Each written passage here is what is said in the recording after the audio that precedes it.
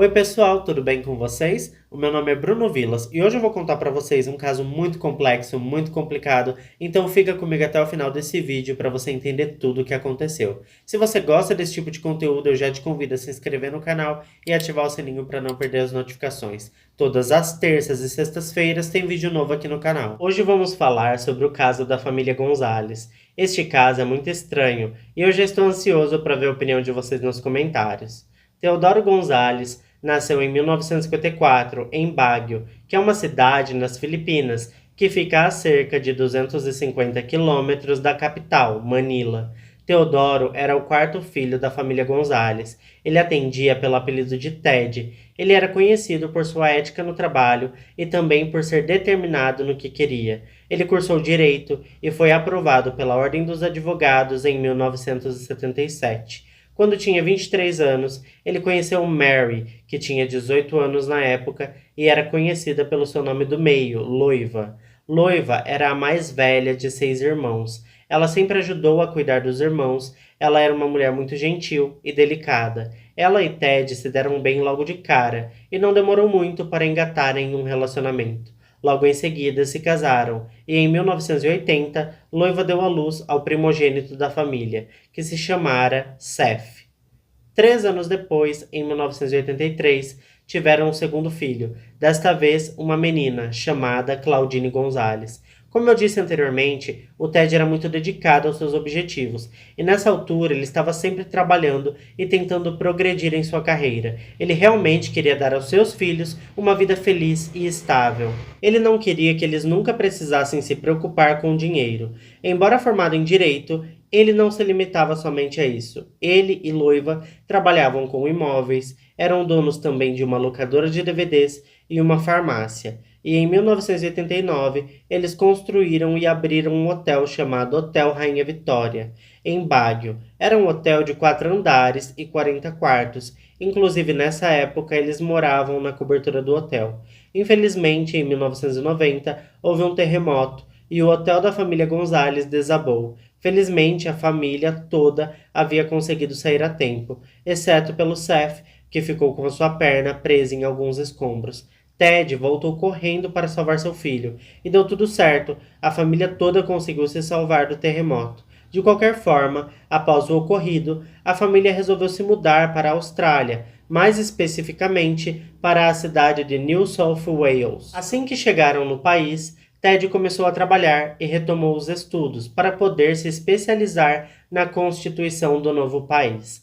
Assim que terminou os estudos e se sentiu pronto para advogar, ele abriu seu próprio escritório de advocacia, chamado T. Gonzalez e Associates. O negócio deu super certo e conseguiram comprar o terreno para a construção de sua casa antes mesmo do esperado. A casa foi construída na Collins Street em North Ryde, número 6, que fica em um bairro de classe média alta, e se tratava de uma casa muito bonita, espaçosa e moderna para os padrões da época. A família Gonzalez era conhecida por ser uma família muito unida. Eles eram cristãos e tinham uma postura muito rígida quando se tratava da educação de seus filhos. Eles queriam que seus filhos tivessem sucesso em suas vidas, e que mesmo depois que eles partissem, eles não passassem por nenhuma necessidade. Seus filhos tinham tudo, tinham mesadas altas, cartões de crédito dependente da conta dos pais, e seus pais já até cogitavam vender a casa para poder comprar uma casa para cada um dos filhos. Mas ao mesmo tempo, se seus filhos fossem mal na escola, ou até mesmo cogitassem namorar antes de se formar, eles cortavam a mesada, bloqueavam o cartão e coisas do tipo.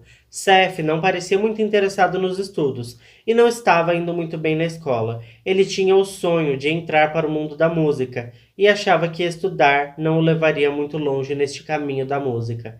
Entretanto, Ted e Loiva não gostavam muito da ideia. Eles queriam que ele desistisse desse sonho e focasse nos estudos. A ambição deles era que Seth fizesse direito ou medicina, pois no entender deles, era a única forma de Seth se dar bem na vida. De qualquer forma, com muito custo e várias punições de seus pais pelas notas baixas, ele finalmente se formou no ensino médio e passou a estudar ciências médicas na Universidade de New South Wales. Seus pais, neste momento, pensaram que finalmente Seth tinha entrado no caminho certo.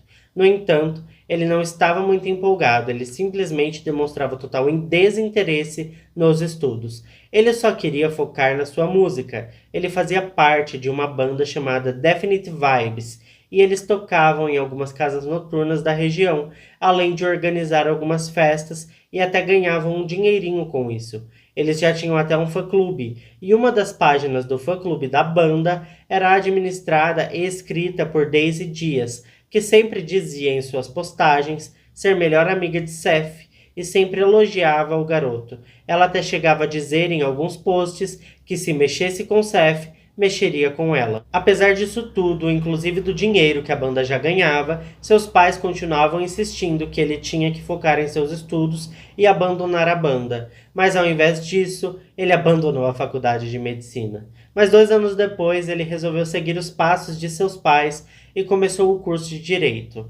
Desta vez, ele estava indo bem, estava tirando boas notas e seu pai até o contratou para estagiar no escritório de advocacia da família, para trabalhar como paralegal. E também o presenteou com um carro novo, um Ford, pois estava muito orgulhoso dele. Claudine, a outra filha do casal, também estava indo muito bem na escola. Ela era uma garota extrovertida e muito falante. Seu sonho era se tornar professora. Ela começou a namorar um cara de 19 anos chamado Chris. Ted e Loiva não gostavam muito do garoto. Eles achavam que seria uma má influência e que também o garoto pudesse distrair Claudine dos estudos e de seus objetivos. Então eles mandaram a filha para Melbourne para morar com sua tia e continuar os estudos por lá, com a intenção, é claro, de separar o jovem casal. E enquanto ela estava em Melbourne, eles continuaram o relacionamento, só que agora à distância, até que Seth se envolveu. Ele enviou uma mensagem para Chris com um tom ameaçador, dizendo basicamente que agora fazia parte de uma gangue e que era para ele romper o namoro com a Claudine. Seth era aquele tipo de garoto, carinha de bebê e com 1,65 m de altura. Então, o que ele disse para o Chris deve ter sido bem pesado para que convencesse o Chris a terminar o namoro com a Claudine. Mas, de fato, o relacionamento acabou. Claudine ficou muito chateada e irritada com o irmão, o que fez com que ela revelasse aos seus pais um segredo que Seth havia confidenciado a ela. Seus pais estavam felizes por Seth ir tão bem nos estudos, não estavam? Mas, na verdade, ele não estava tirando notas boas. Ele estava tirando péssimas notas e sendo reprovado em todos os testes, e enganava os pais com diplomas e boletins falsos. Além disso, ele tinha uma namorada 4 anos mais velha que ele. Esse exposed caiu como uma bomba no colo de Ted e Loiva. E como já de costume, eles ameaçaram tirar os cartões de crédito, o carro, a mesada e deserdá-lo. Então Seth se separou da namorada para não perder os privilégios da família. Ela não acreditava que aquilo estava acontecendo, mas seguiu em frente e inclusive voltou com seu ex-namorado.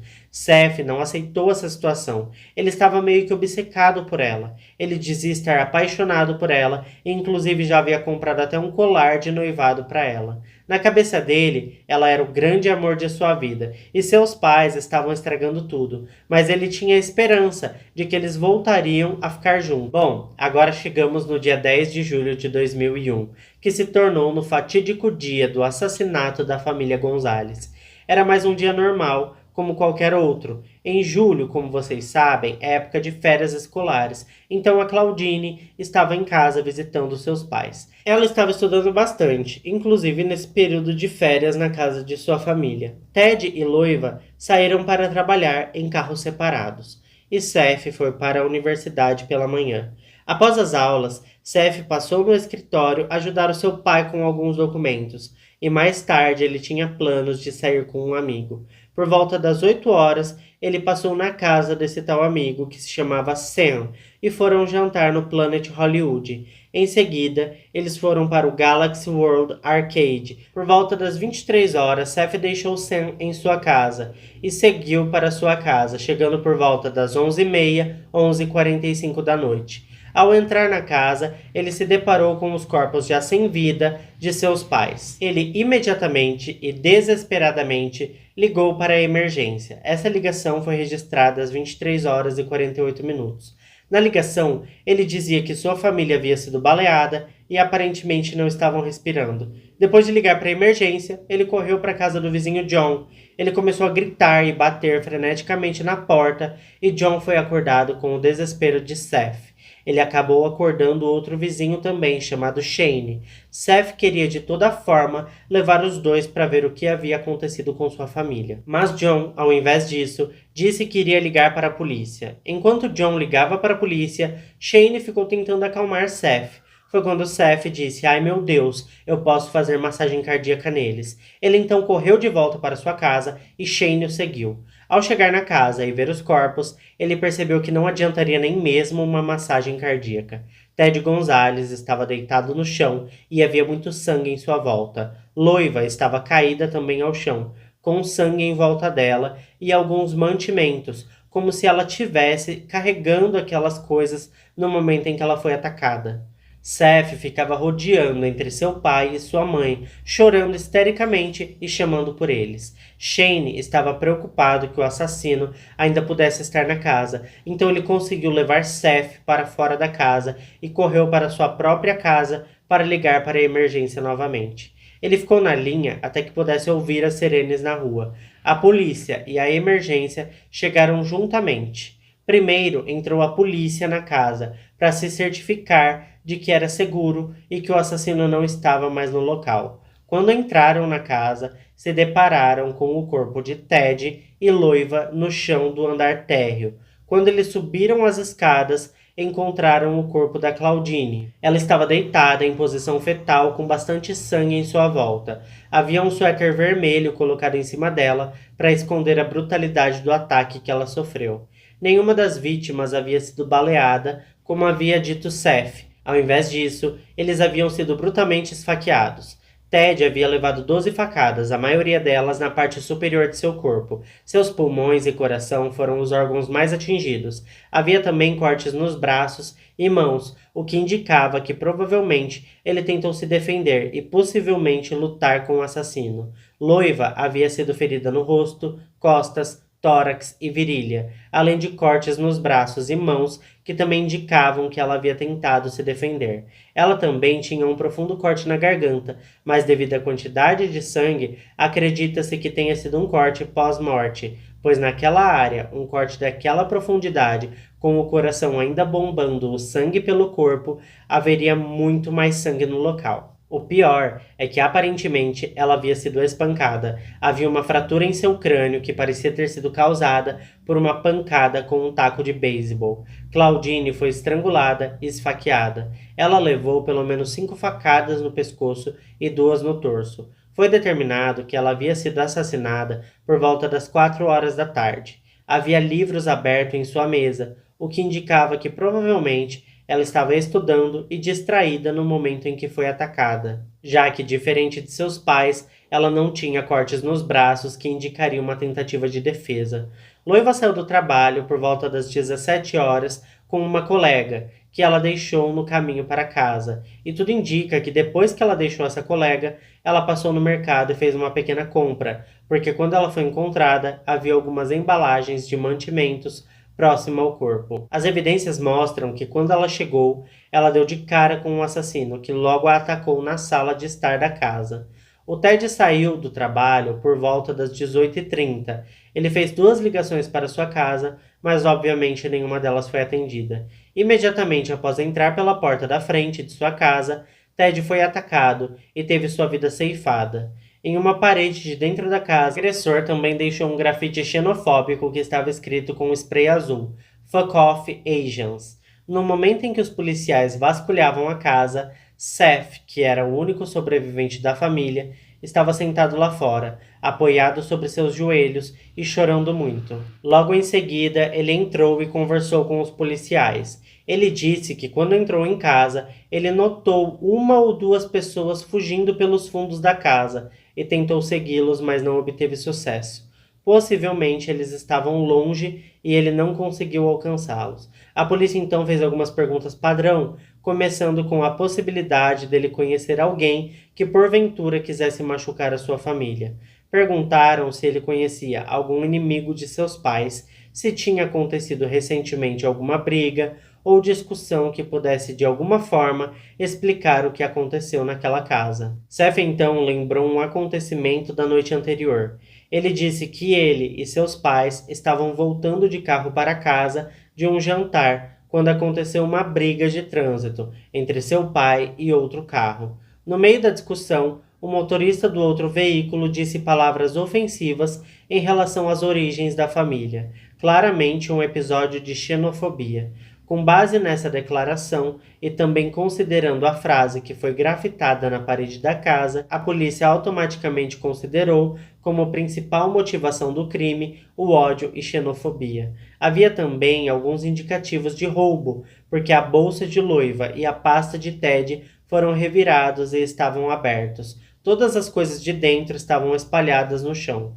Além disso, o fio do telefone foi cortado, e por esse motivo, quando Ted ligou para casa, ele não conseguiu falar com ninguém. As portas do guarda-roupas também estavam abertas, indicando que quem quer que tivesse passado por ali possivelmente estava à procura de algo como dinheiro ou joias. Uma curiosidade é que Loiva tinha diversos cachorros de porte pequeno.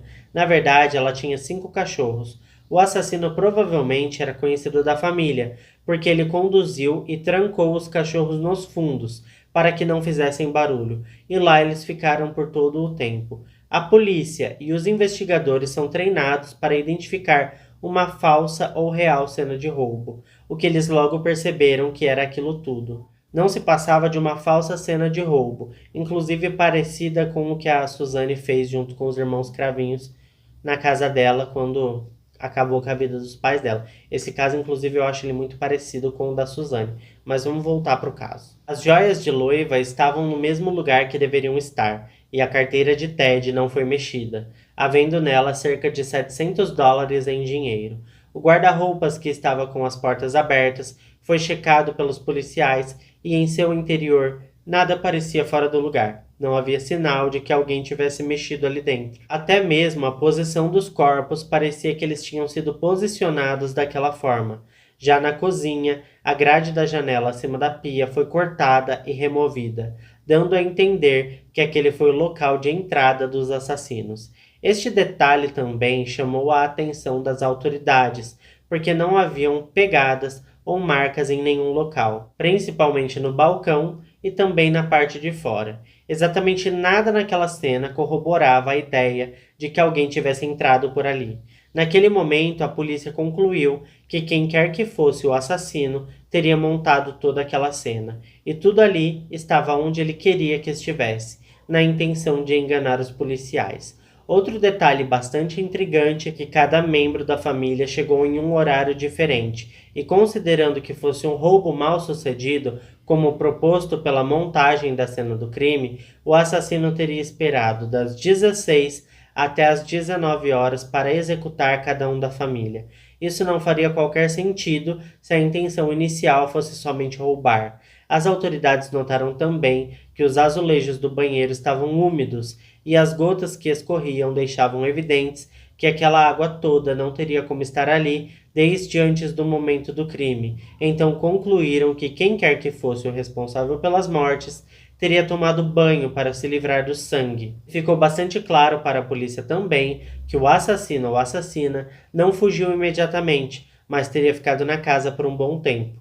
A arma do crime foi um taco de beisebol e também 2 facas. Ficou determinado que as 2 facas pertenciam à própria cozinha da família. Havia um faqueiro da cozinha que estava na parte de fora da casa e foi encontrado por um policial. Ele guardou aquilo como evidência, porque estavam faltando 2 facas. Tudo isso parecia bastante estranho. Alguém entrar na casa pela janela da cozinha, depois esperar cada pessoa da família chegar. Quanta paciência, não é mesmo?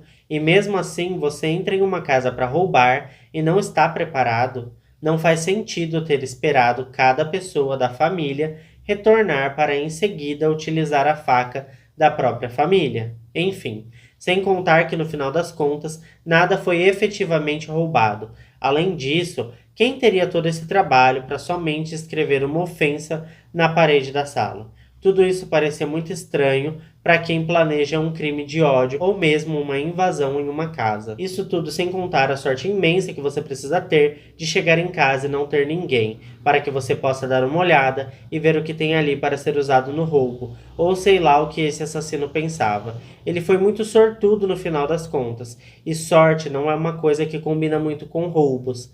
A janela desmontada da cozinha, aonde deveria demonstrar que aquele foi o ponto de acesso à casa, não tinha qualquer sinal de arrombamento, o que fez com que a polícia considerasse que estavam procurando alguém que conhecia a família ou mesmo tivesse acesso à casa. Várias pegadas com sangue foram encontradas por toda a casa, mas elas não batiam com nenhuma das que tiveram acesso à cena do crime, como vizinhos, paramédicos, investigadores, muito menos das próprias vítimas. As pegadas foram analisadas e identificadas como sendo do tamanho 7 do Reino Unido, o que seria para nós do Brasil como uma numeração 39.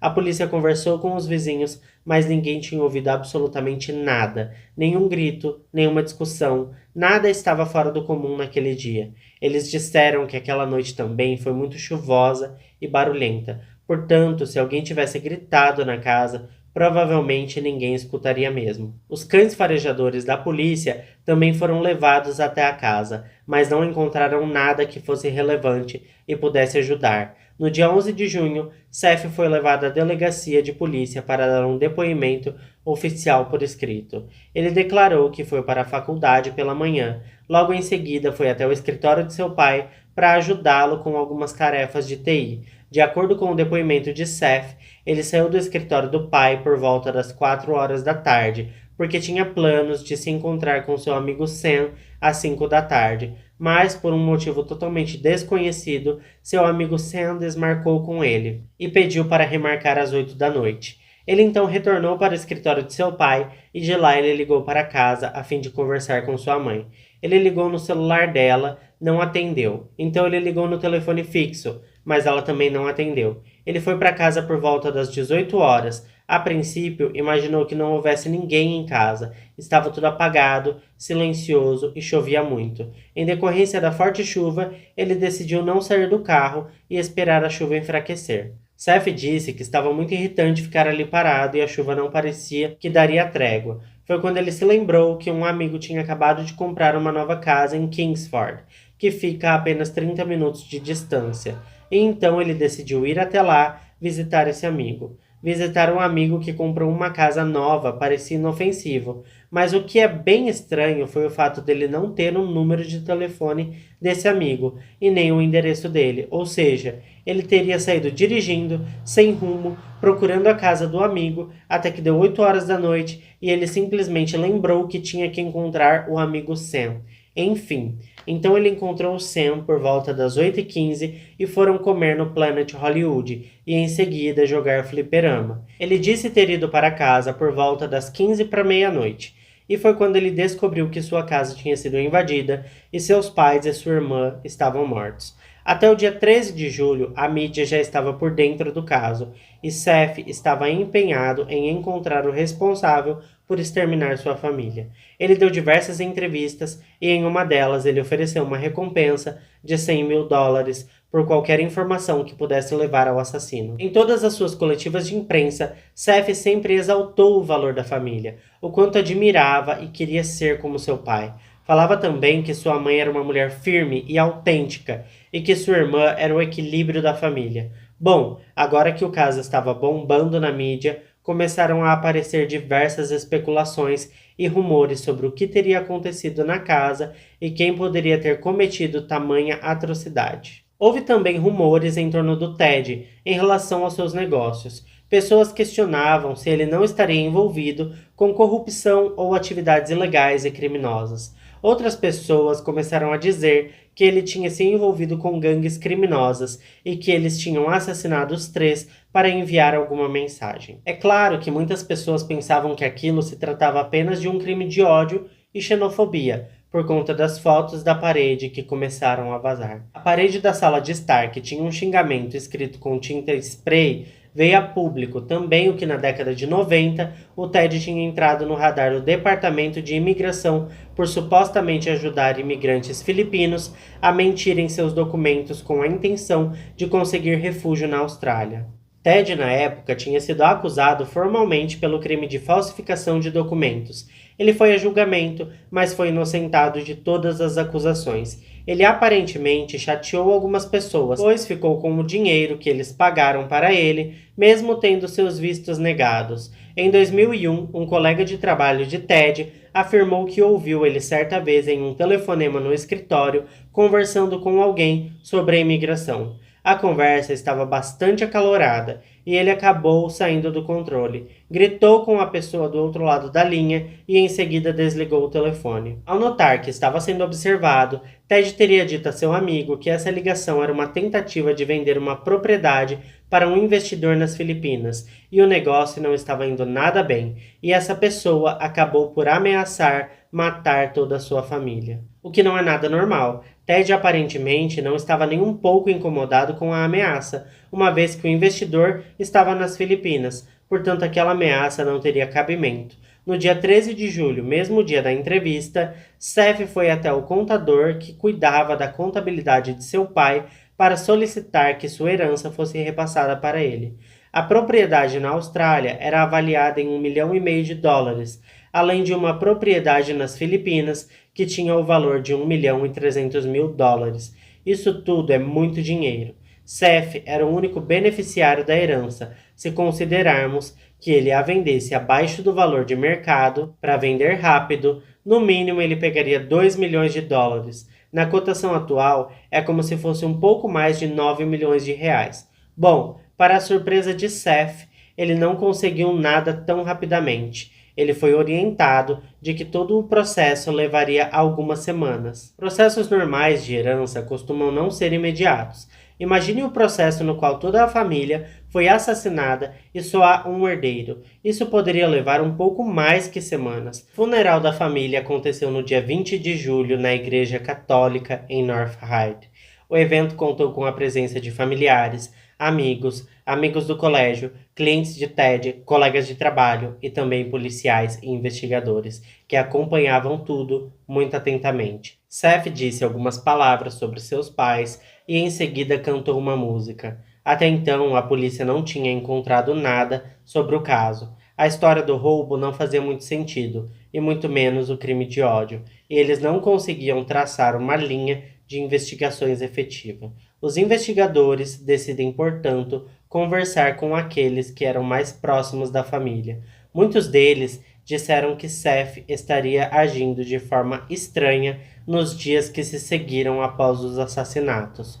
O alerta dos investigadores se acendeu naquele momento e eles pensaram ter um possível suspeito do caso. Naquele mesmo dia, eles repassaram o depoimento de Seth e notaram alguns buracos em seu álibi. Em alguns momentos, a história dele fazia sentido, mas algumas movimentações não poderiam ter sido feitas no espaço-tempo que ele descreveu. Os investigadores encontraram uma filmagem que corroborava com a fala dele sobre o Planet Hollywood e fliperama no horário entre 8 e 11 da noite. Sam disse aos investigadores que por todo o tempo que passaram juntos, Seth não estava comendo muito, como de costume, e alegou ter tido uma intoxicação alimentar havia poucos dias e estava ainda se recuperando disso. Sam contou ainda que por diversas vezes Seth pediu seu celular emprestado para ligar para casa. Ele falou que quando ligava do seu celular só dava ocupado, então ele queria testar utilizando o celular do Sam.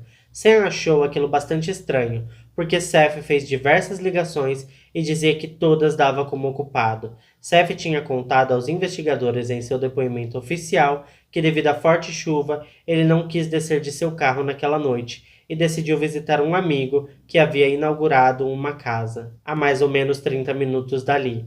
Ele não tinha o endereço completo e nem o número do telefone deste amigo. Os investigadores acharam tudo isso extremamente estranho e não encontraram ninguém que pudesse confirmar esse evento. Na verdade, as poucas pessoas que falaram sobre isso falaram o oposto. Seth tinha um carro bastante distinto e bem chamativo. Tudo no carro chamava a atenção. Um cliente de Ted foi interrogado e ele disse que parou próximo à casa da família por volta das 4h15 e 4h30 e disse que foi até a caixa de correios da família Gonzalez para deixar alguns documentos e enquanto estava por lá, ele não pôde deixar de notar que o Ford Festiva verde estava na garagem. A irmã de Loiva, tia de Seth, chamada Emily Luna, também disse em depoimento que visitou a casa por volta das 18 horas.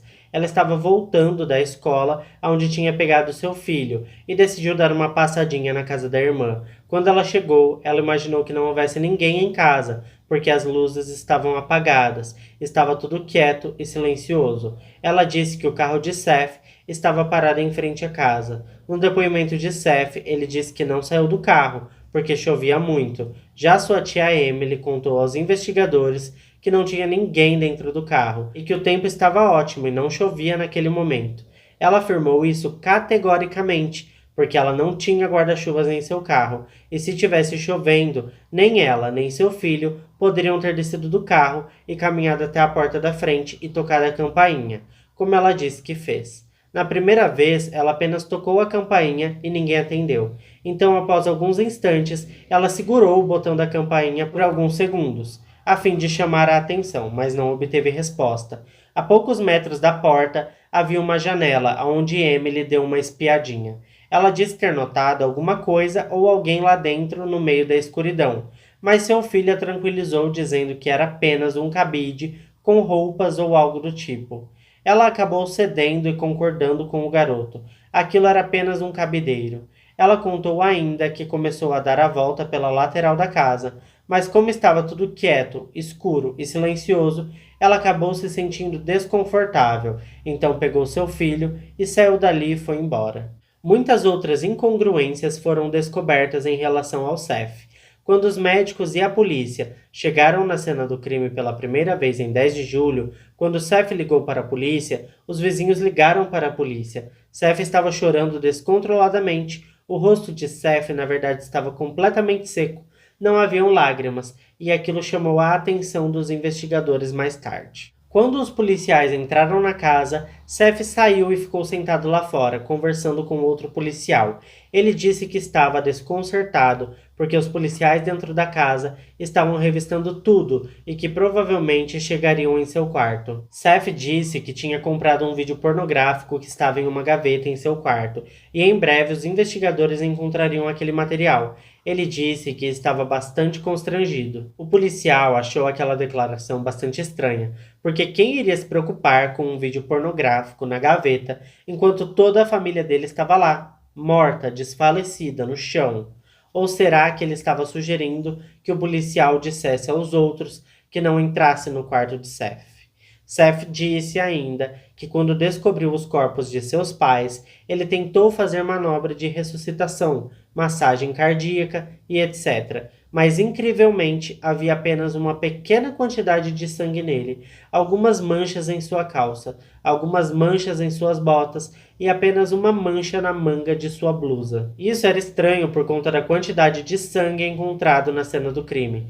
Havia muito sangue em torno dos corpos de seus pais e não seria possível ele ter tentado reanimá-los e não ter se sujado todo de sangue. Não fazia qualquer sentido. É claro que ele tentou justificar essa discrepância. Ele disse que estava chovendo muito e que a chuva lavou suas roupas e suas mãos estavam limpas porque ele tinha limpado na grama molhada. Realmente, sem qualquer nexo, havia também uma pequena mancha azul em sua blusa. Mais tarde, a perícia demonstrou que essa mancha azul era o mesmo material do spray azul que foi utilizado para escrever a frase racista na parede. Os investigadores encontraram também no guarda-roupas de Seth uma caixa de sapatos para corrida no tamanho 7, medida do Reino Unido. A caixa estava vazia e os sapatos não foram encontrados. Mais uma vez, Seth tinha uma desculpa na ponta da língua para isso. Ele disse que aqueles não eram sapatos dele, embora estivessem em seu guarda-roupa. Ele completou dizendo que seu pai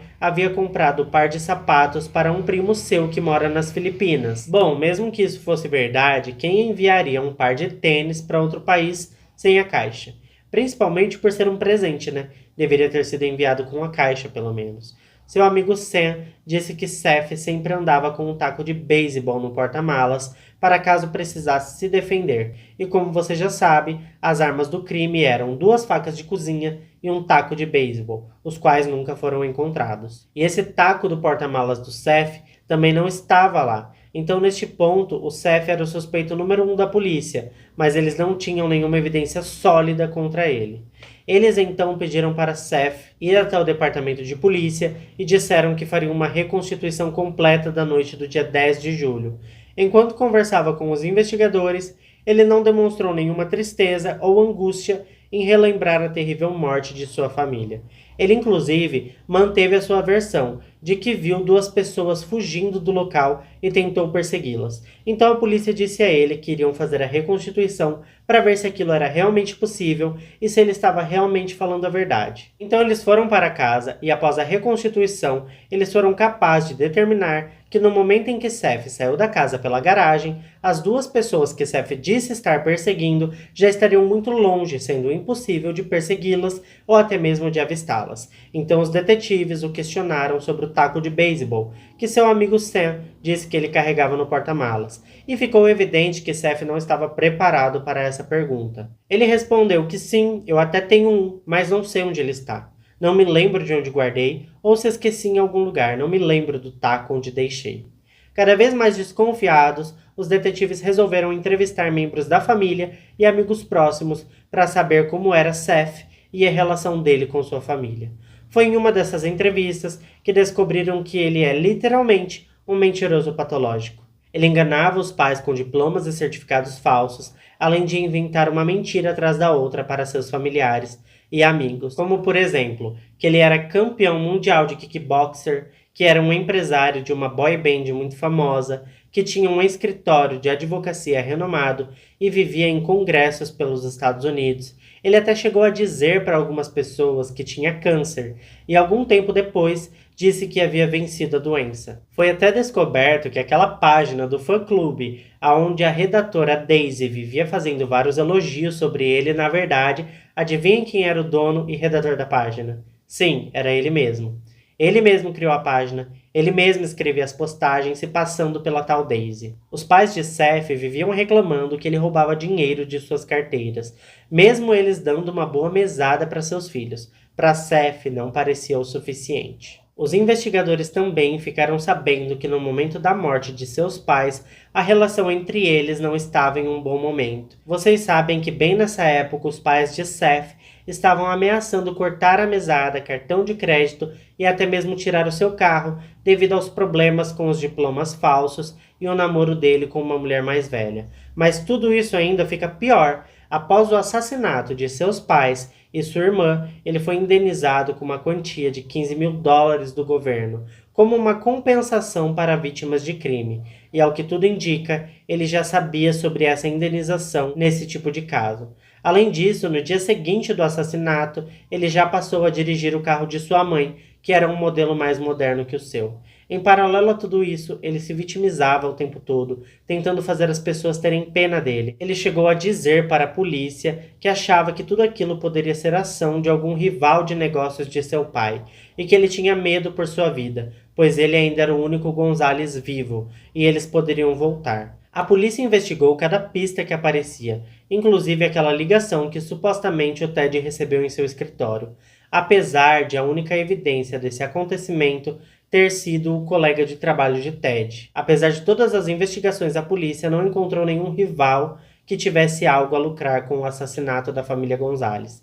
Em agosto de 2001, Seth foi até a delegacia e entregou às autoridades um e-mail anônimo que ele havia recebido. O e-mail estava escrito em uma mistura de inglês e tagalog. Tagalog é um dos idiomas mais falados nas Filipinas. O e-mail dizia basicamente que eles pagaram por 3. Deveria haver 3 e você teve a sorte de não estar lá. Seth então ficou convencido de que sua vida ainda estava em perigo. Ele começou a usar seus próprios amigos como seus guarda-costas. Mais tarde, quando a polícia apreendeu o computador de Seth, eles encontraram rascunhos desse e-mail em seu computador. Isso é, ele tinha enviado esse e-mail para ele mesmo. Em setembro de 2001, Seth contou a todos os seus familiares que ele tinha sido diagnosticado com um tumor no cérebro. Ele contou também à sua tia Anne, que morava nas Filipinas e era responsável por administrar os bens e investimentos da família nas Filipinas. Seth também pediu a ela $190 mil para pagar a cirurgia de seu tumor cerebral. Ela respondeu que tudo bem, ela cuidaria disso, mas ao invés de enviar o dinheiro, ela entrou em contato com a polícia australiana. Em outubro de 2001, Seth vendeu seu carro, os carros dos pais e as joias de sua mãe.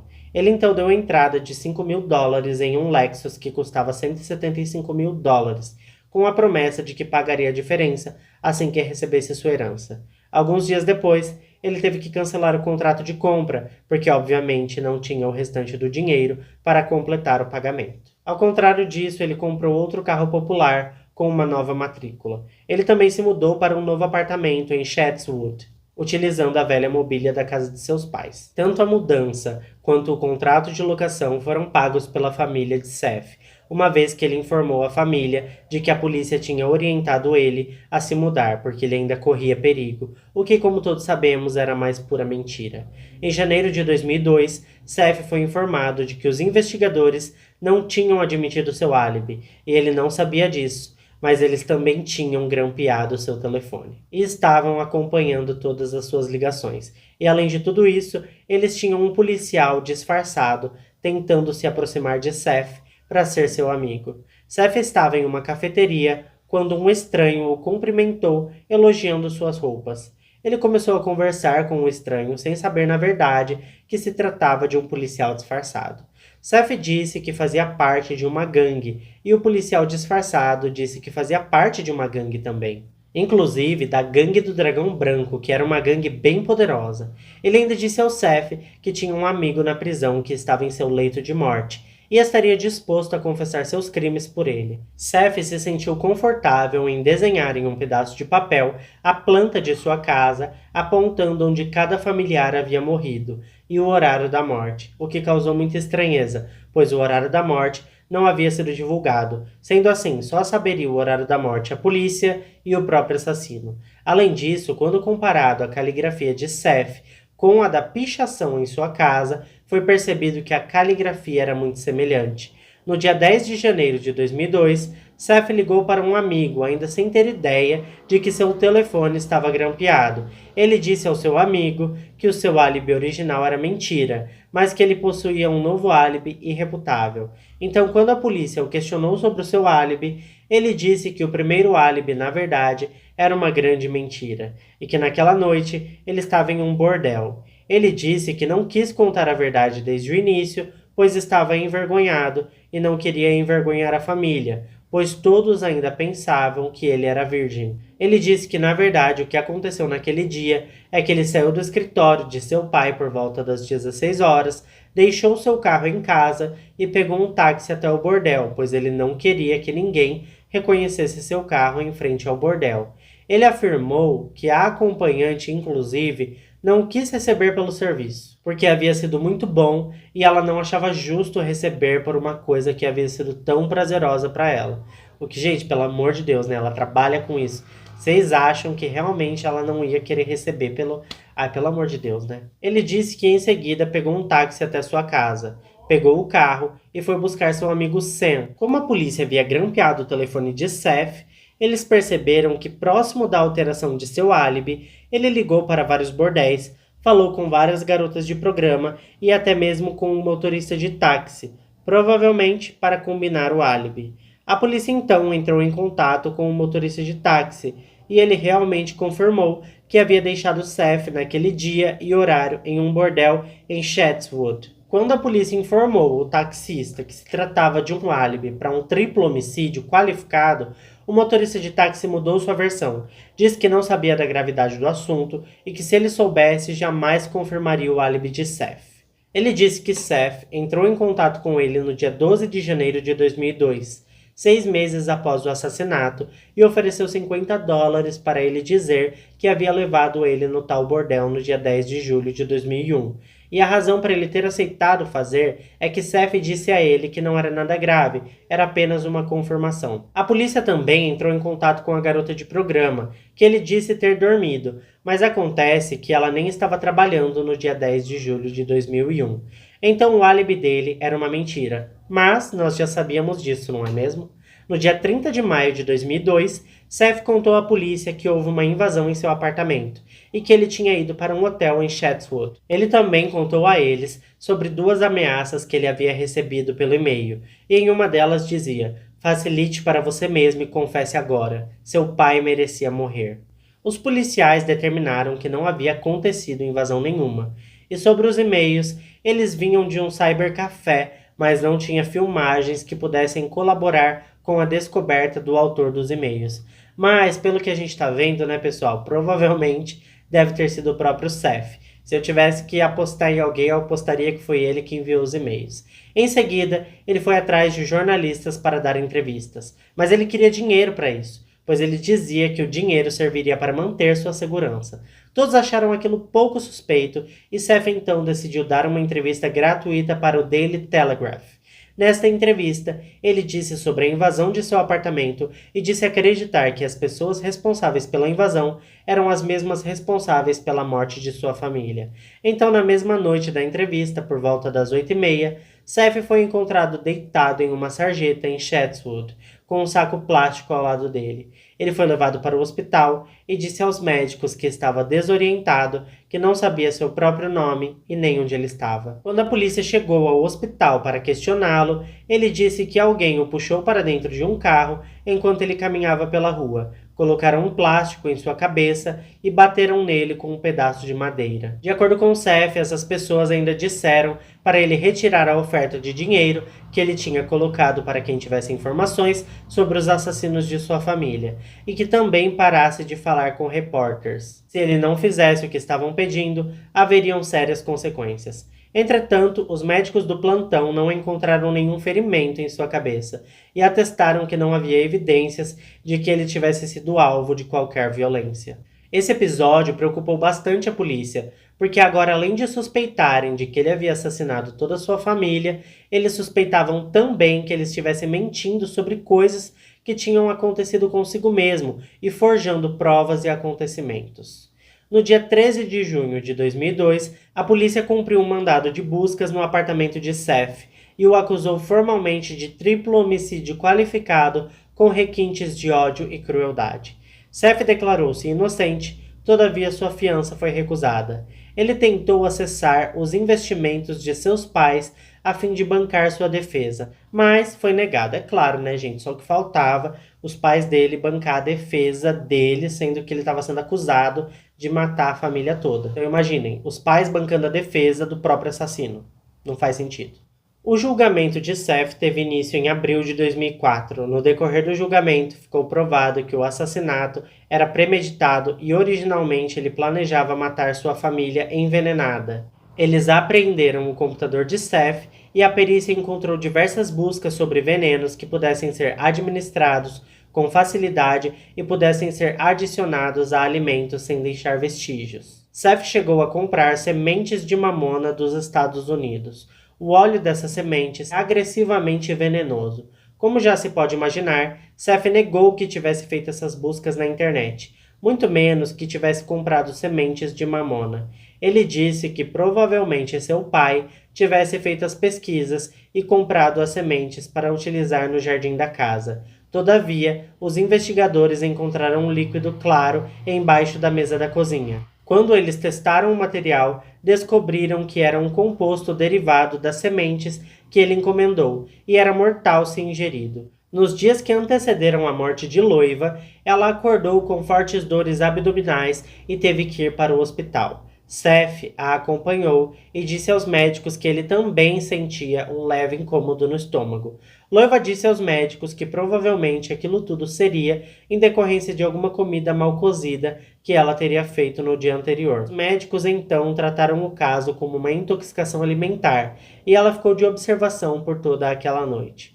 Mal sabiam eles que, na verdade, aquilo era consequência de Seth tentando envenenar sua própria mãe. Seth foi preso e o procedimento comum foi realizado. Coletaram suas impressões digitais e quando colocaram no banco de dados, apareceu uma correspondência que eles nem imaginavam. As impressões de Seth foram encontradas em uma carta enviada para uma indústria de alimentos no início de julho de 2001. A carta basicamente dizia que os produtos daquela empresa haviam sido contaminados com um veneno mortal e que os produtos agora já estavam nas prateleiras dos supermercados e que é isso que a empresa ganhava por tratar tão mal os seus funcionários.